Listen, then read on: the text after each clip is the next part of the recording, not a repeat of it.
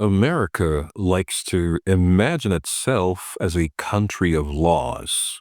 It also likes to imagine itself as a country of immigrants. Tonight, those two ideas are not speaking to each other. This is not a story about borders. This is not a story about paperwork. This is not even a story about crime.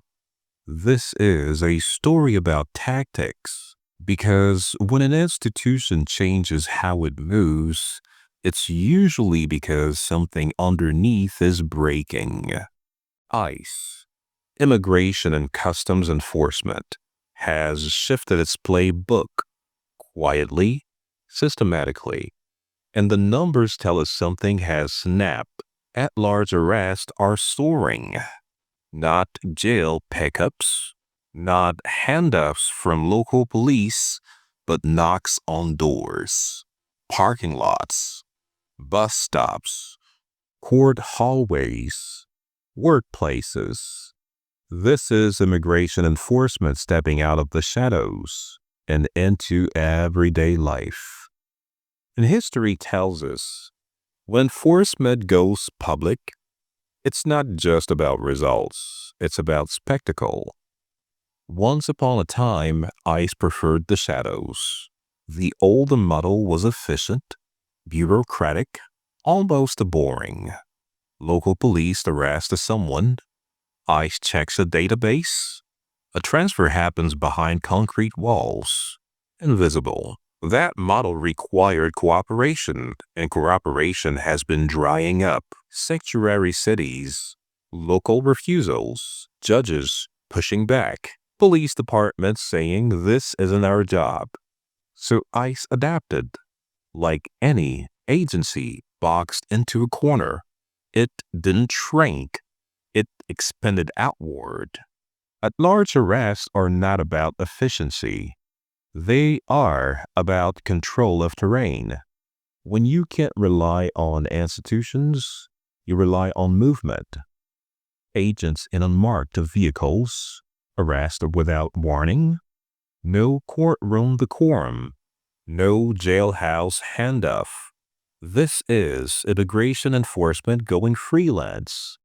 Think less court order, more film noir stakeout. Why now? Because immigration has become a political metronome. Every election cycle winds up tighter. ICE isn't just enforcing law, it's responding to expectation. Deportation numbers are treated like quarterly earnings.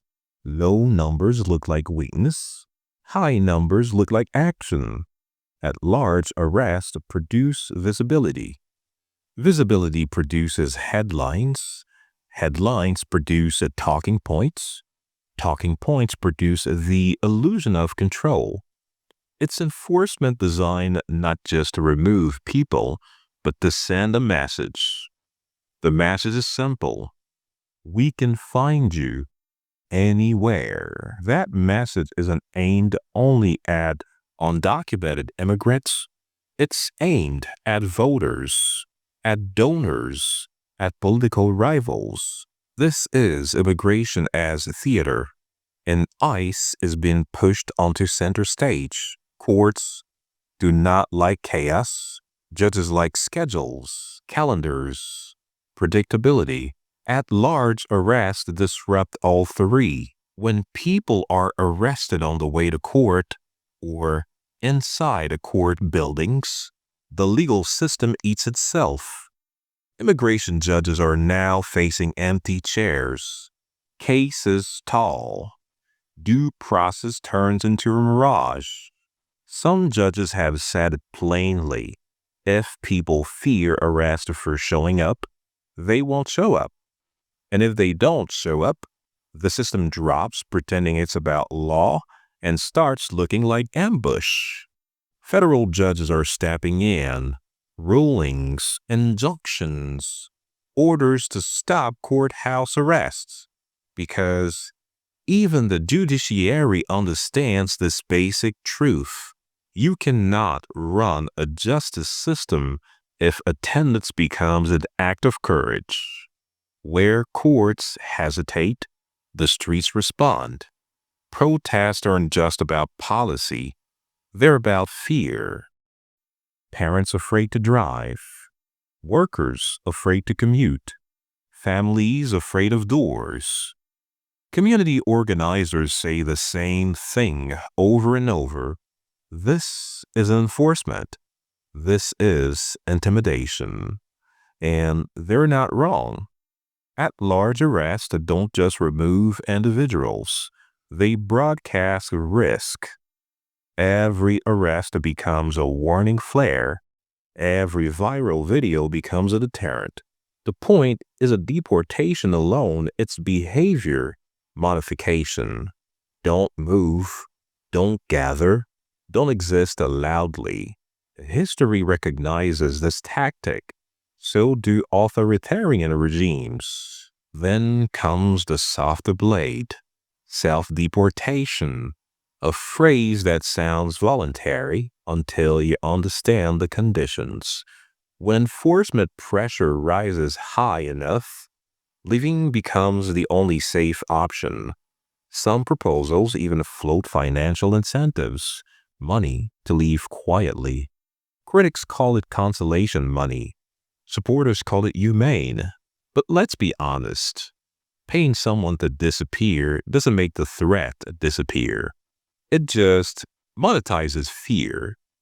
This is the state saying, we won't drag you out, but we'll make staying unbearable. That's not mercy. That's managed surrender. America loves origin stories. Ellis Island, steamships, paperwork waved through with a smile. But here's the uncomfortable truth. Most Americans' ancestors would not qualify under today's system. They overstayed. They arrived poor. They lacked documentation. Yet, we draw a line now and call it legality.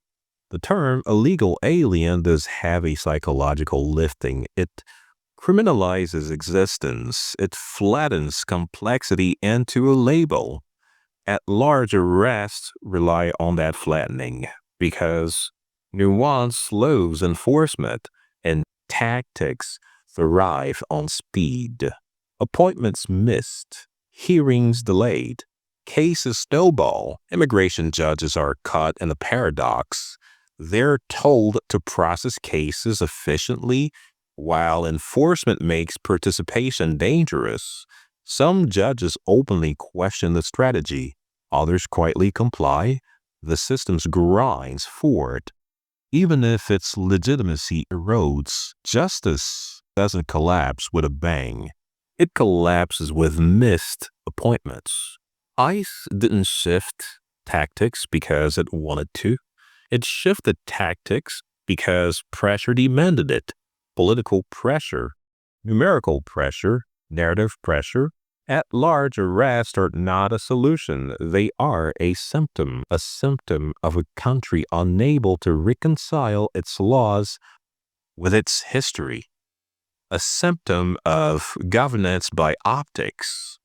And until immigration is treated as a human system instead of a scoreboard, tactics will keep getting darker, louder, and more cinematic. Because when policy fails, power performs.